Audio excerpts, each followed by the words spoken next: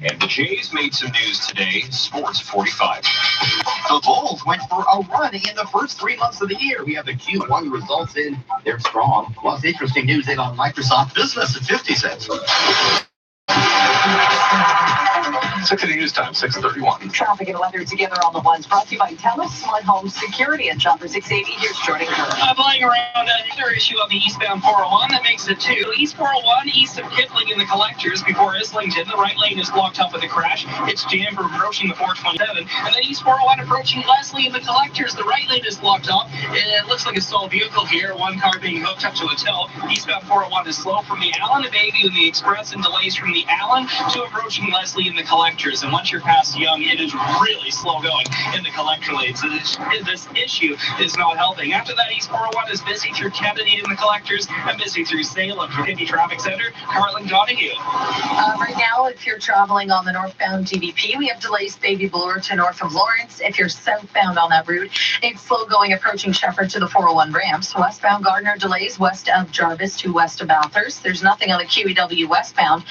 Just a typical volume spot. It's one of those ones that likes to linger after rush hour. Eastbound QEW, Trafalgar out to Ford Drive. Northbound 410, same situation there, approaching Steeles to north of Queen. And the same thing with the northbound 427, typical volume from the 407 up to Highway 7. With TELUS Smart Home Security, get plans starting at just $12 a month on a 3-year term. Order at TELUS.com/smarthome. Conditions apply. Now with the forecast, here's Natasha Ramsahai. Those temperatures, it's springtime. They got to go up and down, and we are down tonight, down to -2, wind chill -9. The high tomorrow is just 1 degree. We were 20 yesterday, so just for that wind chill of -5 in the afternoon. Those winds are going to be gusting up to 70 kilometers per hour, and we've got some flurries heavy at times through the morning. That's going to reduce visibility at times, especially for the north during the morning commute. Tonight, we're down to that low of -2, wind chill -9. Right now, we're sitting at 8 degrees at Pearson. This is 680 News.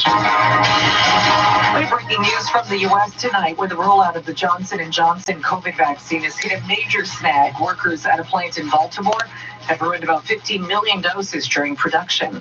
680's Madison Fitzpatrick joins us live with the details. Madison.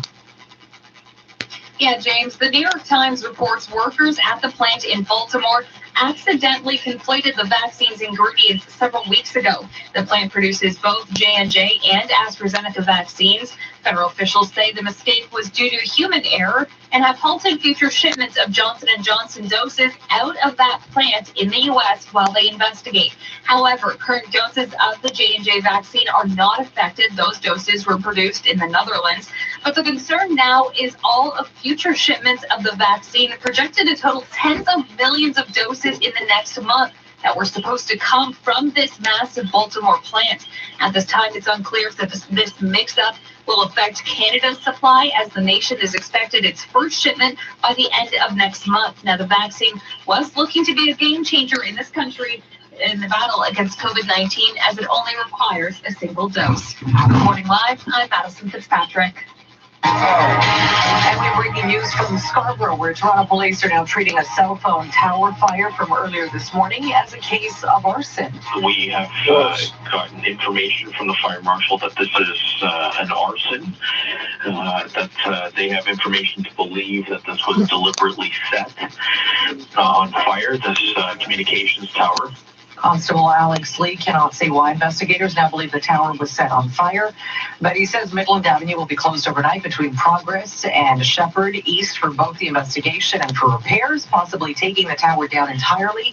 The OPP had to shut down most of the collector lanes on the eastbound 401 for fear the tower would collapse onto the highway. In the end, it was left leaning towards Midland. A crane was brought in to help hold the tower up. Police say investigators will be looking at all possible motives. Last summer, a series of fires was set to cell phone towers in the UK and in Quebec following conspiracy theories that 5G wireless technology caused the pandemic. We don't have 5G in Canada, and when we get it, it won't be on those towers. Lower vaccine eligibility. The support government prepares to announce another round of public health measures tomorrow. Here's 680's Mark Douglas. If the current situation is described as a race, the variants are ahead by a mile. Toronto's top doctor says more than 800 new cases of COVID variants have shown up in the city since Monday. So Mayor John Send Tory them now back. wants Where'd to they get come people from? as young as 60 into Toronto's mass vaccination clinics. I had a good conversation, in fact, 2 conversations with Premier Ford about this morning. He wholeheartedly supported this change. But Tory says the province's online vaccination appointment booking system has to be updated to allow 60-year-olds to book their shot. Right now, the age limit in Toronto is 70. And if they could change that in 30 minutes from now, we could start booking appointments. There are still vaccination appointments available for approximately 12,000 people between today and Sunday in our clinics. I'm Mark Douglas. This is 6 City News. Premier Ford says he'll be making an announcement tomorrow about the province's plans to curb this current spike in COVID cases and hospitalizations. Toronto and Peel are already in gray lockdown zones. 6 City's Mom and Chris, joins us with those details. Are more lockdown restrictions coming? Stay tuned. We'll hear an announcement tomorrow, but I'm very, very concerned to see the cases go up. I'm very concerned to see the ICU capacity, and we all have to be vigilant. As Ontario reports its 7th consecutive day of more than 2,000 confirmed cases of COVID-19 and a record 421 people in ICUs with the virus, Premier Ford says we'll have to wait until tomorrow to find out if further lockdown measures will be implemented. He's also once again urging people not to make big Easter plans. I'm just asking people, don't gather in large groups. Ontario reporting 2,333 confirmed cases of COVID-19 today, along with 15 COVID-related deaths. I'm Owen Qureshi. I know, without you, I should never be broke. But Richard Sutherland is trying to find out what the next round of measures could include. I tried to get a sense from Christine Elliott, the health minister, about what new restrictions could be announced tomorrow. I also wanted to know why the announcement isn't happening today. Everything is on the table now, so we will be considering Can all we the send issues that George we need to Carlin back order to in a protect phone the health and booth safety time of machine Ontarians. to fix this before it happens? Have your cabinet meeting today and make the announcement. Don't eat that back Why are we waiting until you microwave it This thoroughly. is something that we take very seriously, We'll that solve we need this. to Look at hear that, we'll from, solve this.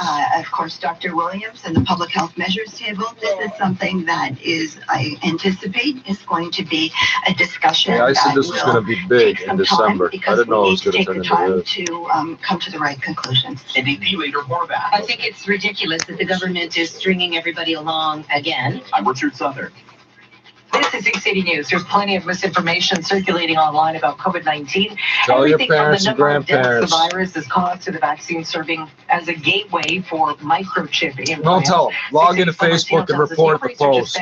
Just how many Ontarians are sharing this No, because if you tell them it's argument, if they get reported to Facebook and they can't post, you can't help them with that. You can tell them that. I can't fix it. A study conducted on behalf of the Ontario Medical Association found Ontarians ages 55 to 64 are the most engaged online across all COVID hoax topics. And those conversations are taking place in Eastern Ontario and right here in Toronto. OMA President Dr. Samantha Hill they suppress every opinion that's different. They apparently don't. They harass us. Younger patients, younger people. Yes, it is. And the 55 to 64-year-old group is unvaccinated for the most part How do and you know that? very You can at dark one risk. first or the light one? Dr. Hill says Ontario's doctors have been combating COVID misinformation throughout the pandemic, and these new insights make them even more committed to providing evidence-based facts to stamp down the misinformation on social media. You're arguing with the wall. Gas prices are next. Thanks, go Toronto. For continuing to make us. Oh, I didn't get it done yet. Damn, that was so close. On your radio, online, and on your smart speaker. It's because I wasted the time washing the can a second time. I forgot I washed it. I figured out the trick. You got to do the bottom of the can to get it open. Bastard trick fucking kid. Bastards. You can easily visit OntarioCars.ca. Yeah, check those stories out. If you feel like you're getting an instant case of explosive diarrhea, these are problems. Find your gem at OntarioCars.ca. They got my police cruiser, but they want $8,800. Damn. Now the 6 City News gas price update. and predicting the price will It's increase no 3 cents a decals liter or at midnight lights to or just nothing. under It's $1.26. like a touring car, like grandma and grandpa Traffic should be and weather driving together next. on the outside. License 10349.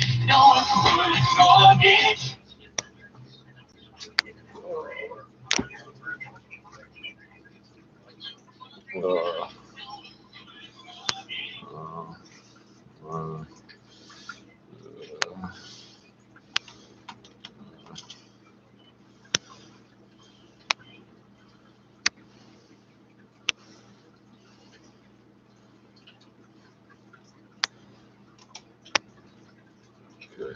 Tell me the word have. Why have high-rise balcony gardens become a hot something or other? Politicians confirmed to have left Alberta for warmer. Bastards. Bastards.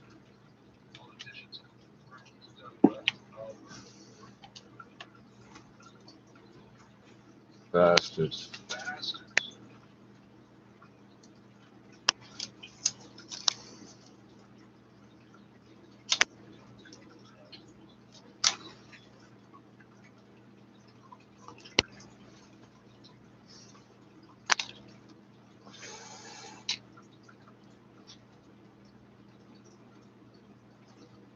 I have steel wool coming through my skin. I should have shaved that. I need a grinding wheel. I notice all this is turning white. I don't look in the mirror much. It's all turning white. That's okay. Well, I wonder if it'll stay white.